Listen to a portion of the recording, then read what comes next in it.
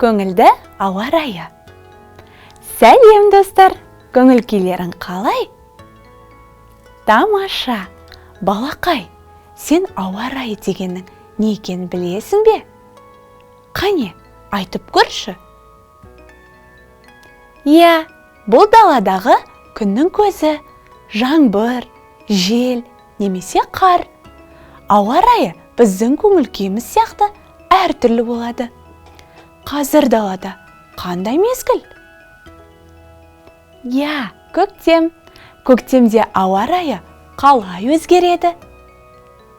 Күн жылынады, бірақ кейде салқын жел соғып, сіркіреп жаңбыр жауады. Көктемгі жаңбыр өте пайдалы. Ол гүлдер мен шөптерді суарады.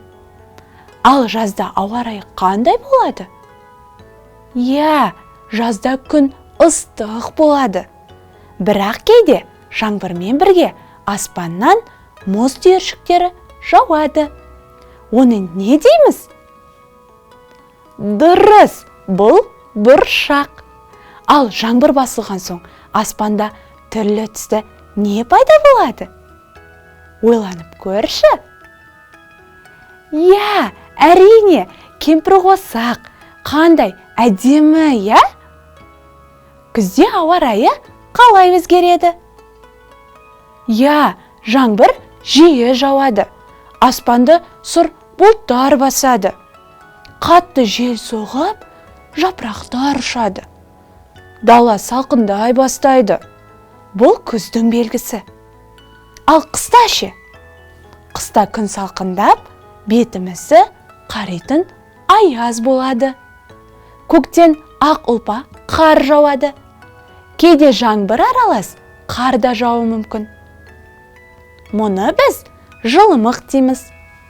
Қыста жылы киінуді ұмытпа, жарай ма? Қане, балақай, мен саған жұмбақ жасырайын, сен шешуін тап. Кеттік.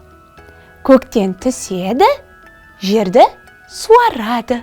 Бұл не? Жарайсың, бұл жаңбыр.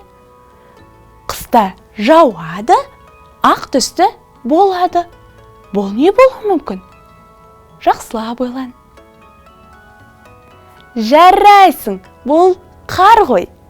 Жаңбырдан кейін аспанда пайда болатын 7 түсті доға. Бұл не болуы мүмкін? Тамаша, кемпірқосақ, жарайсың. Сен бәрін біледі екенсің. Сонымен біз әр мезгілдегі ауа райымен таныстық. Енді далаға шыққанда ауа райына мұқият қарап жүр. Жарай ма? Келесі жүздескенше сау бол!